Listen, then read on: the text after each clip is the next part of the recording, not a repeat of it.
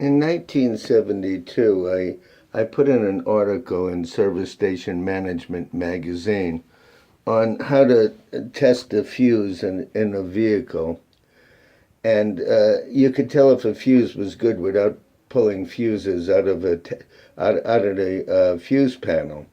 And it worked basically with regular fuses. You would put the test light and put with the alligator clips to some of the metal on the body of the car, and you would hit each side of the fuse individually. And if each metal cap, the front and back metal cap to the same fuse, and if the test light lit, the fuse was good. And you kept doing it until the test light didn't light when you hit both sides of the metal cap on the fuse, and that was the bad fuse. You didn't have to pull each one individually and look at it. You can just do it real quick with a test light. I also figured out a universal short test for any place in any automobile. It's kind of a universal test. So what you did basically was you disconnected the negative cable from the vehicle, and with the alligator clips on your test light, you hooked it up to the negative cable, and then with the pointer, you actually touched it to the negative post on the battery. And if everything was off in the car, the light shouldn't light. If it lights, you have some kind of a short wire or whatever hitting some kind of metal part in the car. And if you open up the door of the car, well, you have to keep the door closed to do this test. Normally the dome lights would go on, and it would indicate that that juice or power is being used. And when you shut the car door, because the dome lights would normally go on, it acts like a short if everything was off, that the test light would go on. So when you open up the door, normally the dome lights would go on and whatever in the car, and so would the test light.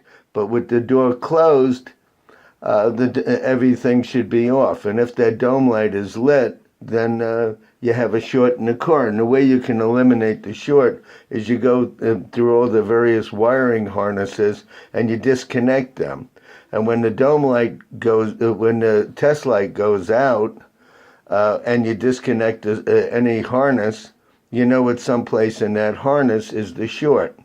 And through a process of elimination, you can find a short in any vehicle with a test light by hooking it up from the disconnected negative cable and putting the pointer onto the negative battery post. And if there's no short, you should get no light. And if you have a short, you should have a light there.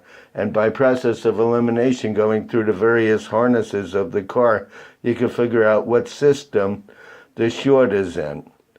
And when the light goes, it goes on in the test light, and then it goes off when you disconnect a harness or a wire in different systems that you suspect have a short.